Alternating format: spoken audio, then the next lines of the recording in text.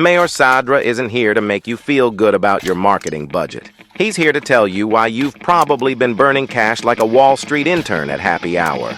As CEO of Incremental, he's on a mission to prove that last-click attribution is a fairy tale marketers tell themselves to sleep at night. Today we're diving into incrementality, AI hype, and why your bloated ad spend might be funding the next yacht, but not your ROI. Let's get to it. Deserve to win when it matters most. Facing multi-billion-dollar bet the company litigation? No problem. That's why we're here.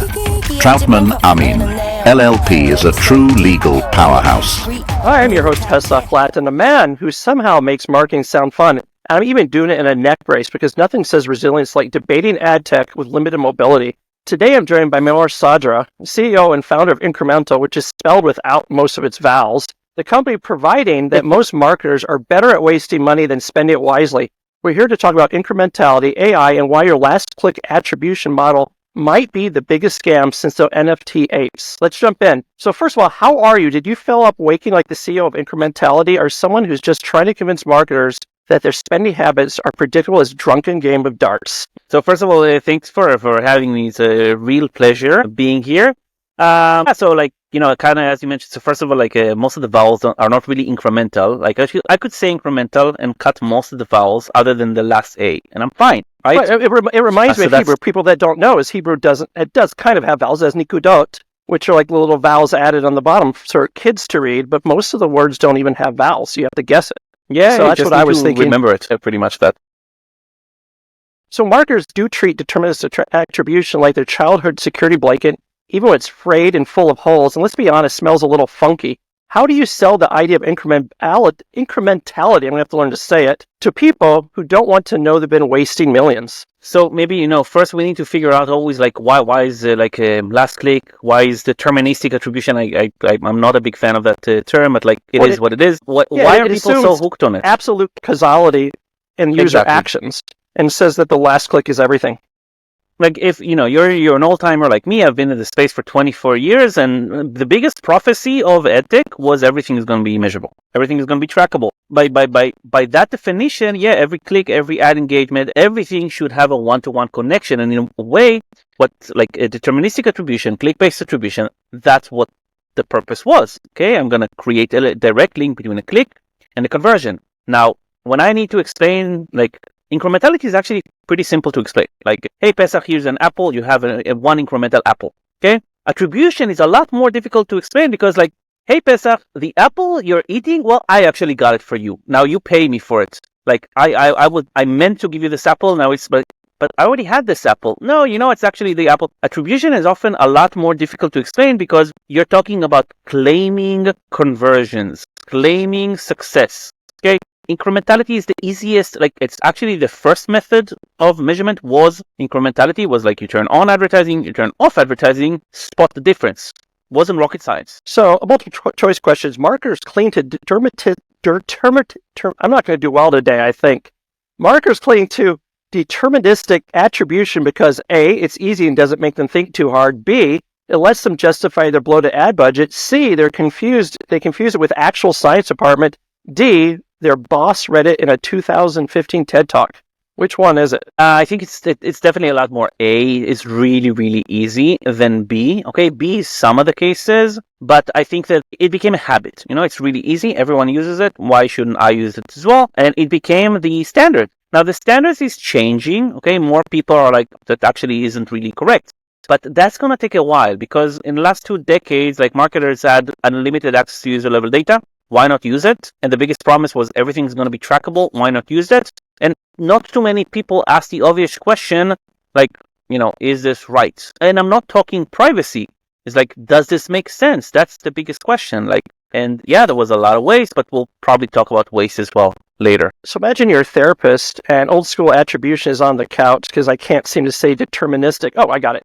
What would you say to help it cope with being utterly outdated? And would you bill by the hour or CPM? We live in an age of distraction where attention is the rarest commodity we have. Yet while consumer behavior has evolved, the way we talk to them on TV has hardly changed in 50 years. How can you expect success if viewers aren't paying attention to the screen? Origin has all the solutions for attention, consideration, and outcomes.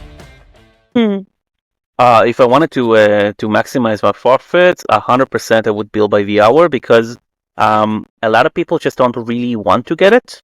There's too much incentives. You know, if you're a marketer and you've been getting your bonuses based on performance, and suddenly someone comes and shows you that the performance actually isn't there, it's not real. It's been fiction. Like, you might as well stop all this ad spend and you'll be fine.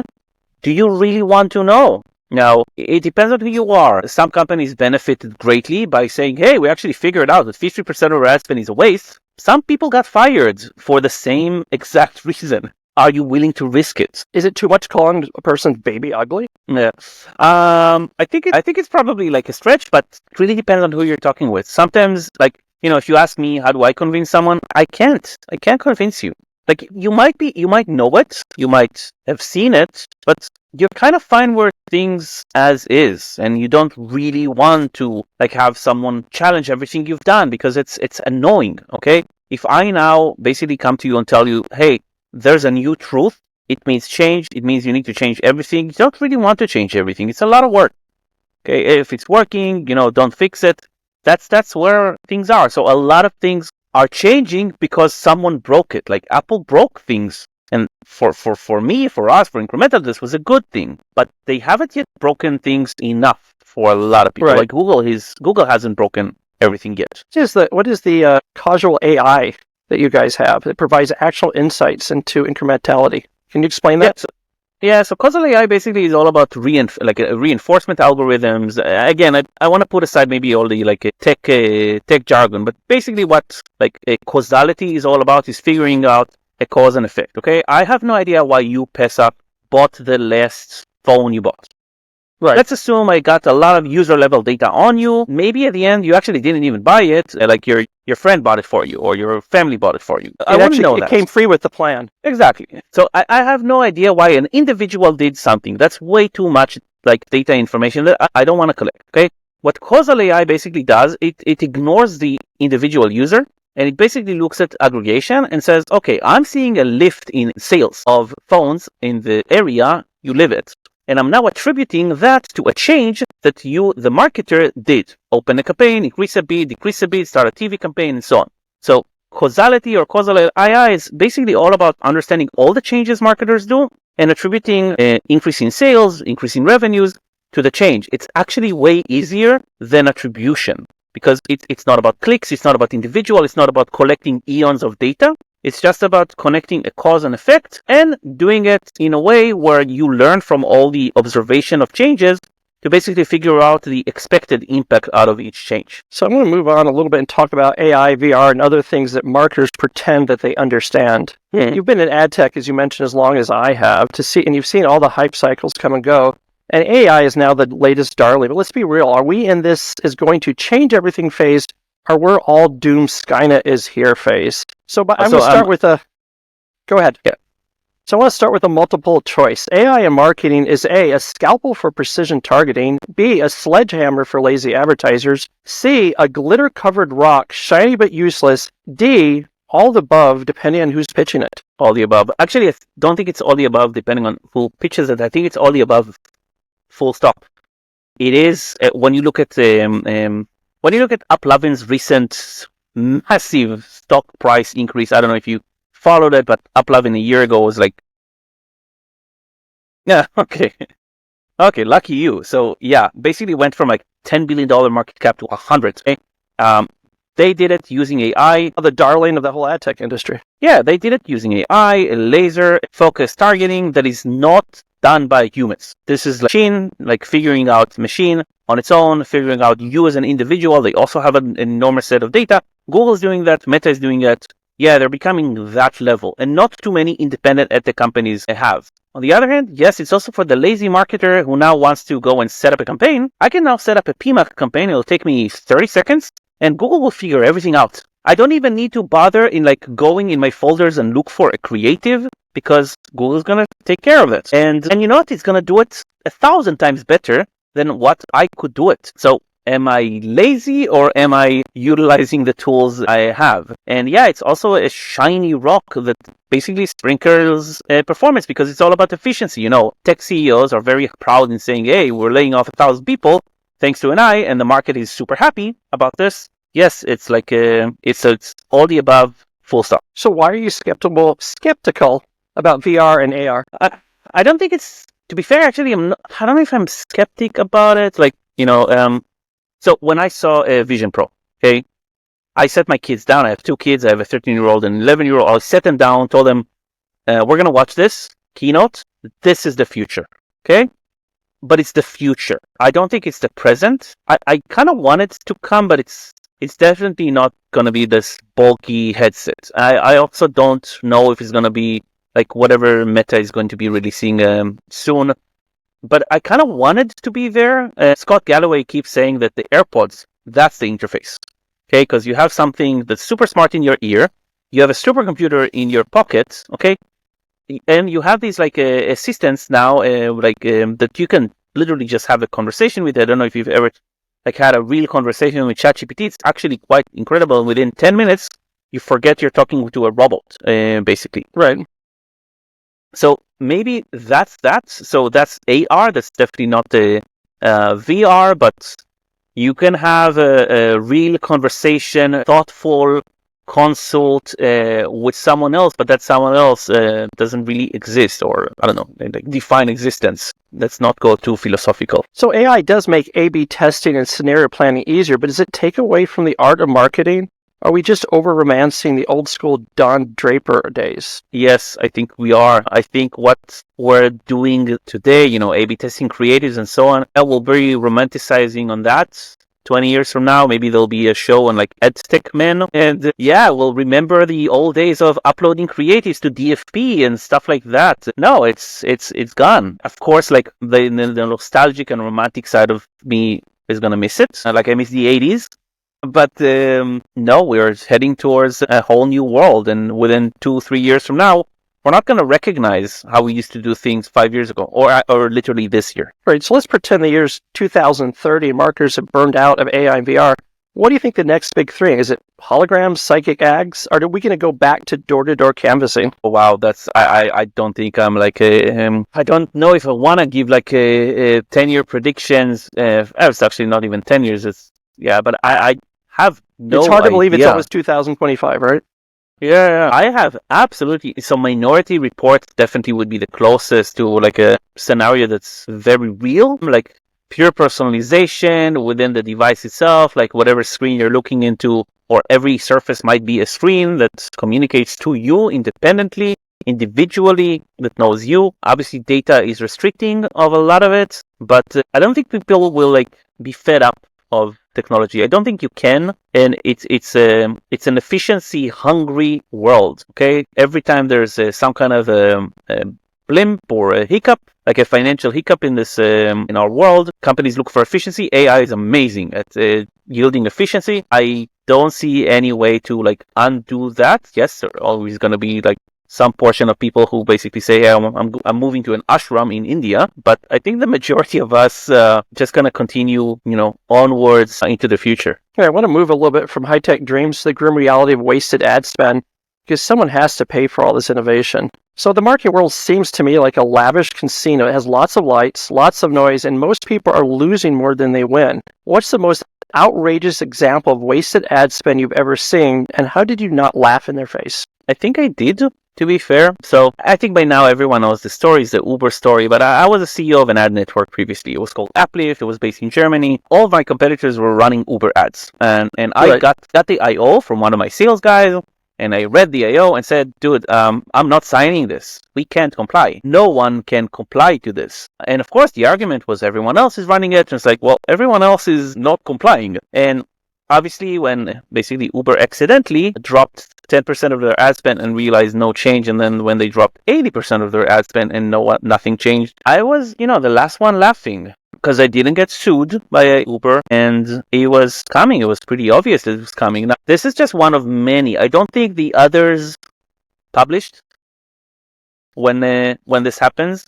So if you're a CMO of a big company and you stop advertising and suddenly performance just are not changed, you're not rushing to Ad Exchanger to do a PR on that. You're not rushing to, because that could cost you your job.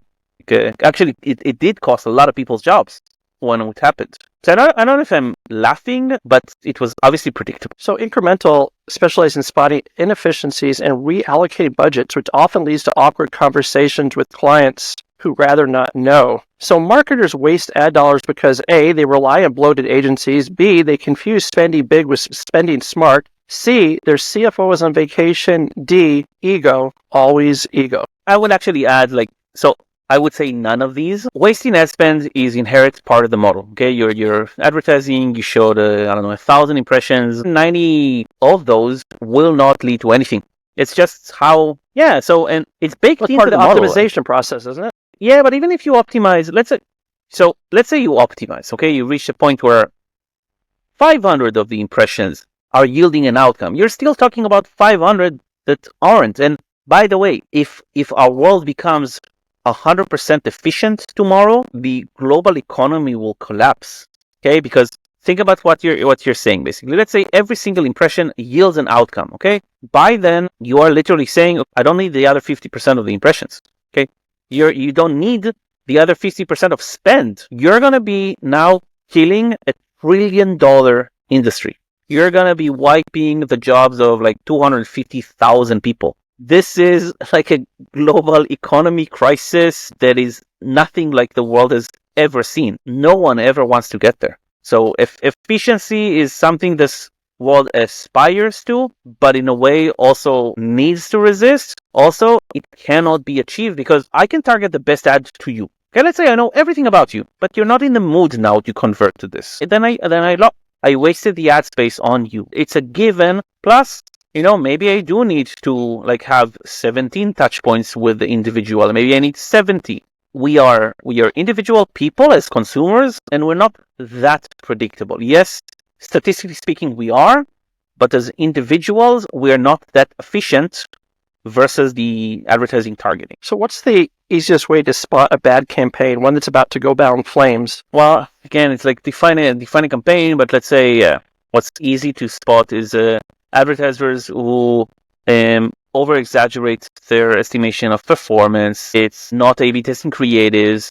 It's basically not having a testing mindset. I think the reason why, it's always referred to as a test when you work with an agency is that it actually is what it is. It's like everything you're doing is tested, needs to be analyzed, and there should be a hypothesis, there should be an outcome, and there should be learnings. Every single thing, because it's always changing. Let's see, the one constant in our ever-changing, fast-changing industry is change. I used to explain it to young candidates with the one is stability, wrong industry if you're looking for stability. Right. Hypothetical question. If you saved a client $5 million and they insisted on spending it on a Super Bowl ad featuring a dancing goat, what would you do? Nothing. I think, by the way, what drives Super Bowl spend is pure ego and employer branding in a way as well. If a company wants to do that, and they do that. And to be fair, I do have 2 clients who ran Super Bowl ads, and we showed them, hey, you had this amount of incremental value. I think they were fine. I think they enjoyed getting, invited to the game and so on. There's a certain part of the year that's also kind of we want to show that we can do this. Yeah, of course, some people do that. Again, if your ad spend literally doesn't follow any performance optimization rules, and you really just put it all on big ad spend, believing that the outcome will be there, yes, I think we both know what will happen there. You do this when you can, okay? You do this big branding, extravaganza stuff, sponsoring, waste when you can, not when you're seeking for efficiency. If you were the Harry Potter of ad budgets and had a magic wand, what is one thing that you would fix about how people allocate their budgets? Well, first of all, I would eliminate deterministic attribution or from people's memories, or at least kind of retrain or reset. Hey, this is what you can do this with, and this is what you should 100% not do. Yeah, I think I would just reset certain mindset understandings that people have it right now. When you think about it, changing those back to normalcy. It's just a long process. So I want to go back and talk a little bit about ethics, or the lack of ethics in industry. We got to be real here. The digital ad world has more ethical gray areas than a foggy day in London. From invasive tracking to clickbait schemes, where do we draw the line between smart targeting and creepy surveillance? Or do marketers even care? So let's start with the fact that, like, when we're talking about first-party data, okay, if I'm willingly, so I've been in the internet since like late 90s. I'm a big fan of the fact that it's like many of this or much of this is free because I'm giving my data and I'm willing to be monetized by ads. Maybe I'm old school because I know that my kids are different, like they opt out, I opt in. And I think for me, again, it's kind of like the trade-off I'm completely fine with. Like, yes, if I'm willing to use your service, then you get to use my data and monetize me and show me better ads. But I think a lot of people are definitely like anti that or very much afraid of it. They're afraid of what could happen. Again, I can also understand the cringe when you see an ad that is targeting you individually. It's kind of like, so I think I'm quite old in that regard, so I'm maybe not seeing, the way other people look at it. Again, I'm fine with here's my data. I'm not that worried of like what will happen. Yes, we do get the phishing email. I guess you get phishing emails occasionally as well. Usually I find it as a compliment when I get a phishing email that's really like speaks in my language. Kind of like, wow, I matter. So why do you think marketers, why do they cross ethical boundaries? Do they think that maybe ethics is a new SaaS tool or something? Like, what's the reason? As long as you have a line, everyone's going to try to get as close as possible to it. Okay. And when you have big companies who are actually generating a lot of revenues here and there's a lot of money involved, you'll always find a way to game the system. Okay. And when you think about it, one of the main reasons why I'm not a big fan of last click attribution was this. It's like you're setting a rule. And then you're also setting the rule of like what is okay and what is not so okay. So pretty much you're kind of telling everyone, like, get this close to what is not okay. And then again, you end up in waste. You end up in companies scaling fast, but not for the right reasons. You end up with like retrospective lawsuits. You end up with like regulations. You end up with, there's just so much money, budgets, revenues involved, and it's so much easier than robbing a bank. Ethics becomes secondary, unfortunately. So what do you think regulators want us to fix first? Depending on who you ask. So again, there's the privacy side, of course, and there's the anti-monopoly. Now, those two aren't necessarily speaking the same language because the privacy stuff, basically saying, hey, like you should not expose this data outwards, is actually good for the big platforms, but then it's bad for the bad platforms because it pushes them to be bigger platforms, which means that they get sued on the other side as well. It's hard for me to see kind of like what's the end like win here, other than maybe big tech needing to like break down into multiple smaller companies that at the end of the day are kind of like not connected, but of course they're all connected. So if you found your biggest client was doing something ethically sketchy, but they're paying the bills, do you pull the plug or you channel your inner lawyer and look the other way? I've fired customers. So again, right now, I'm running a measurement solution. So someone being non-ethical when it comes to a measurement solution means they are going out there and they're leveraging my measurements to basically claim like not true stuff. Like, oh, this is the value you're giving us. Give us free credit. We've had this and it really backfired. I fired the clients and now I basically said, okay, clients, you're willing to share measurement results with your partners, but you're not allowed. Like you can either share or not share, you're not allowed to fudge the numbers. Okay, because if you fudge the numbers and you're basically like taking advantage, then that's bad. That's basically bad because it skews the entire market towards like their advantage, but it completely breaks the trust with our methodology, which is very, very important for us. So yeah. So, but if that's pretty much user level tracking is the villain, who's the hero? Is it contextual targeting? Targeting, yeah, I would say. So, first of all, I don't think it's even contextual. I think it's first-party level data. So, means you are the advertiser. You're not going to be the one like telling Google how to target your ads. Google's algorithm will tell you. Actually, they wouldn't tell you. They will just do it. Okay. Again, using AI, using machine learning. Who's the end advertiser, like the buyer here, will just enjoy better performance. Okay, targeting like in a world where we're talking about like, I don't know, trillions, billions, quadrillions, how many like impressions and so on. It's not something that you can take care of.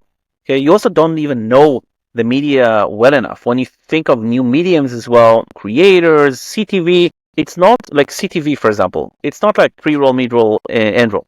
Okay, you have banner placements within the show, outside the show. You have banners within the screens. Like, you have so many options. This is not humanly possible for anyone to control how to target. You just need to let the machine figure it out for you, and you need to optimize what you can optimize, which is budget allocation, which is creative, which is messaging, which is your product. But the advertising bit, I think most of it is going to be completely automated with AI. So do you ever think marketers will actually embrace privacy as a selling point, or is this just wishful thinking from privacy nerds? I don't think privacy is a selling point. I think it's just something that they need to accept and deal with because it's a new reality. But I don't think anyone is going to buy something because maybe lawyers will, but not really. So I'd like to move from the ethical murky waters of advertising to something more fun, being stranded on a desert island. So let's say you're stranded on this hypothetical desert island. You got to bring one marketing tool, one campaign idea, and 5 people. Who or what are you bringing? And as I tell everyone, can't bring a satellite phone.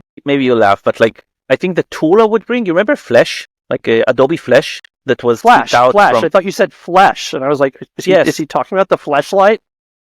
So Flash with an A, I would bring that. Again, if I'm in a desert island and no one's worried that their computer is going to crash because of me, I love that. I know that it's... Yeah, so I also love doing that frame by frame and animation. I miss that. So if I'm in a desert island, I might as well.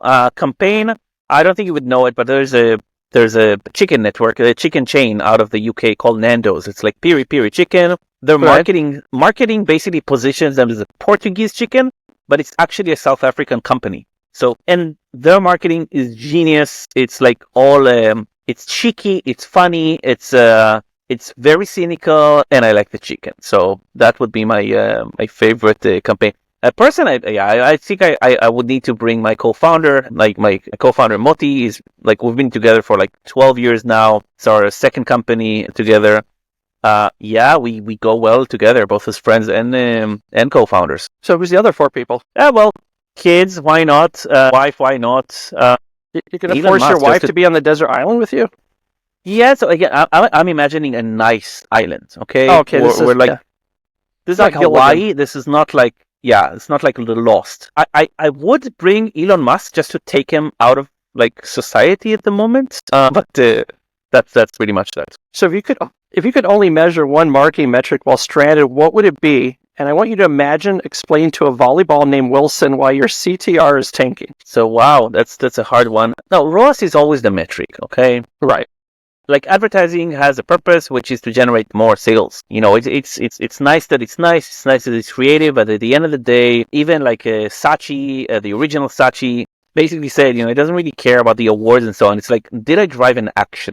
Okay, ROAS is the only metric that at the end of the day matters. Everything else, I think, is like secondary. Yes, I wouldn't necessarily compare like the ROAS of a brand campaign and a performance campaign, but at the end of the day, the only metric that measured is what is the return on ad spend? What is the return on investment? That's the only one. If you had to choose one person from the ad world to join you, who would it be and why? And you can't say Elon Musk. You had Terry from Luma here at some point. Yeah, that something, like everyone's bring Terry to their island. Like, he is never going to get off. He's like all the time. People are like, Terry and Jeff Green, we'll both bring him to an island. So I don't know if people hate Terry and Jeff Green, or they just really like him. He's not but so the second person, by the way, he's not EdTech technically, but Scott Galloway. So I listened to Scott Galloway at a Luma conference at a DMS a couple of years ago. It influenced me. It changed my life. So technically not EdTech, technically maybe is, because he's a professor of marketing science, something. Anyway, Scott. So who would be in charge of making the fire? I wouldn't mind like figuring out how to do like fire in the woods. I would enjoy that. So how does Imagine This Island scenario change your perspective on marketing simplicity? Would it all boil down to just storytelling and survival? Yeah, 100%. So now that we survived that hypothetical island, let's dive into the real story behind you. No coconuts, just the man himself. So you joked once that your life could be summarized in an Excel spreadsheet. But let's say we're in a less Excel-friendly universe. What is the formula for your success? It's funny. I spoke with someone yesterday, a client, and we had like 5 minutes to talk personal side. And he said he's up for like a promotion soon. He's not sure like it will affect his work life. And I basically told him this: there is no work-life balance if you're ambitious. It's as simple as that. And it's a trade-off that you need to choose early. You might resist it, your mind might fight it, but it is a decision you need to make. Either you stay at a certain level for the rest of it, or you switch to like a more comfortable or convenient or less stressful industry. Or if you're ambitious in this one, you're going to work a lot. And you need to spend waking hours learning, speaking, listening. I think I listen to 4 or 5 podcasts a day from this industry, just to be on top of it. That's like a 2 to 4 hours investments every single day for, I don't know, the last couple of years. And before that was just reading a lot. So I'm still at the age where I can run really fast. I won't be there forever, but one like important tip is just make a decision. Right. It's fine. It's Don't stick not on for the everyone. fence. Yeah, by the way, I don't judge other people who are like who decide to like slow down. I made a very concrete decision and I'm on it. So you've worked and lived in Tel Aviv, Berlin, and beyond. What is the one thing these cities taught you about life, marketing, and maybe where to find the best coffee? So to be like maybe start with the coffee. So there's a new Nespresso capsule in Israel, by the way, that is like a Turkish coffee that is absolutely fantastic. I just discovered it this week, so I'm sold. Okay, I don't need any other coffee, and I've been around the world. I've been like, I'm not joking, 40 countries. Living in other cities, so for sure Berlin has taught me quite a bit. London taught me quite a bit. Multinational, multicultural, not judging a book based on its cover, but going deeper. Also realizing that like cultures, like different cultures definitely respond to life differently. Israel is quite homogeneous, like almost everyone is Israeli. Of course, there's like 2 main religions here, but like pretty much everyone's like quite similar, and you can pick up a conversation with anyone around the world and you'll instantaneously like figure out your common denominator and probably like 7 people that you both know within a couple of minutes. Moving like beyond definitely taught me that like the world is way bigger, though moving beyond within this industry taught me that this world, yes, is quite big, but it's also very, very small. So at the end of the day, network matters. Not being a douche is quite important. And remembering that you might meet new people every single day and expanding that network and just being friendly and nice goes a long way. Ego is so overrated and unnecessary. So if you could have one superpower, what would it be? Cool. Okay, again, if I go like one superpower, interesting. You mentioned in your pre-interviews it was time travel. Yeah, time travel definitely would be it, but it's like not very like time travel is like time travel is definitely the best out of all the superpowers out there, I believe. Where would you go first? And what marketing trend would you get rid of? So definitely for me, again, it's the Kia Soul hamsters. I think like, so first of all, again, if I had to like reinvent marketing, I would probably have gotten rid of the cookie, when it started. As a means of tracking, and like just say, hey guys, there's this marketing funnel that you've studied for the last 50 years in university, stick to it, it works. You really think that the cookie prevented innovation in marketing? Yes. Yeah, I think cookie was so again, cookie like had people get used to something that's fictional, which is deterministic attribution. Like you click, you converted, hey, the reason why you bought this house or car or phone is this single ad engagement. Right. But sometimes we have to admit that is the case, right? Not with most products and most services. There is a funnel.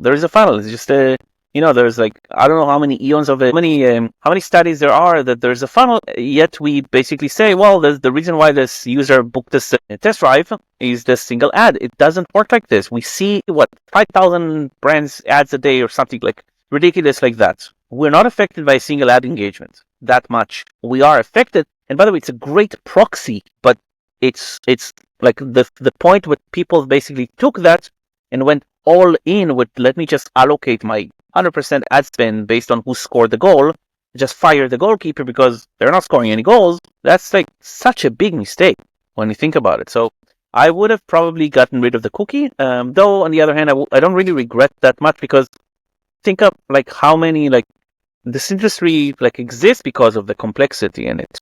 And if you could go and try to meet your past self. Again, if I'm on Back to the Future rules, no, because that would disrupt the. But yeah, like I am where I am because of my past as well. So probably I wouldn't.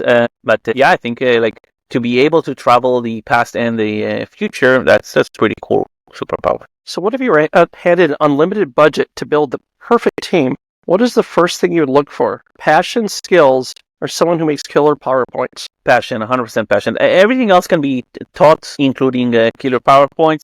Passion can't be taught. I always explain it. Of course, some roles require a certain skill set. Like, I don't know, if I'm looking for a Java developer, I need someone who can like develop in Java. But the passion supersedes everything. I'm fine with taking the second best Java developer as long as they have the passion to join. Passion can't really be taught. What if the younger self could see you now? What would he say? Man, you work hard. Yeah. No, for sure. I think, I am reaching that point in life where I would love to like have even more time for family. Everything is now extreme, like family time is extreme, shopping time is extreme, working time is extreme. But, I still really enjoy. I still have like a lot of passion towards what I do. So if you could send one message to the world on a billboard, what does it say? And do you go for profound wisdom or humor? Or is it just a QR code to your LinkedIn? Yeah, so I basically said like incremental, the future of measurements. Again, if you're giving me an opportunity to put one billboard, right? No, I think I would say like kind of like no one's spying on you. We just want to drive relevant ads to you since you prefer those, and may click more on those. So stop hating us because it's sometimes frustrating to see like the end user really hating kind of like our world, where we're not doing anything like against the end user, and all this internet is for free, or most of this internet is for free, thanks to this. So be grateful. Yeah, but again, if I go more on the like spiritual side, like figure out your gratitude. Speaks a long way. So if you want to look back at your journey, what is the one thing you're most proud of, and what is the one thing you do differently if you could? I don't think I would do anything differently. So, like, a surprising thing that many people don't know about me is the way I rolled into this industry is I was an office cleaner for an ad tech company, Layton's. And, wow.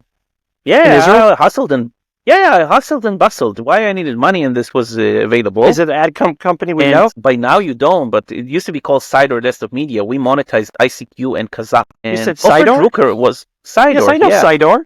Bob Regular was part of them also long years ago. Exactly. Yeah, exactly. I know Sidor and Offer. I know them very well. Yeah, yes, I know the company very well. When I after doing this for like 3 years, when I was really like a teen, I went to quit because I need to go and study and whatever, and then Offer, this very tall dude, if you ever met Offer, is really tall, tells me, hey, I saw your work ethics for 3 years and you never miss a day, you never took a sick day, you never took a vacation day. I didn't even know I had sick or vacation days. I was a cleaner. Anyway. That's why you didn't take it. But like no joke, he offered me a job, and that was how I rolled into this industry. So I've always worked hard. I've always had like high work ethics. I basically understood that I need to put like work first and good things will come. Yeah, I think I stayed humble. Not always, but yeah, I think today I'm way more humble than I used to be. And that's a wrap. A big thank you to Maor Sadra for joining us and dropping truth bombs about why most marketing budgets are bloated and broken.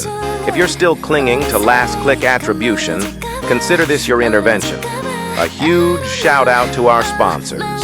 Origin, the connected TV trailblazers making it easier than ever to turn passive viewers into active customers. And Troutman Amin, the legal dream team, ensuring you're not just playing the game, but winning it. Together, they're reshaping what's possible in media, marketing, and ad tech. So, here's your cue to rethink your strategies and maybe even your priorities. Until next time, stay bold, stay curious, and always know more than you did yesterday.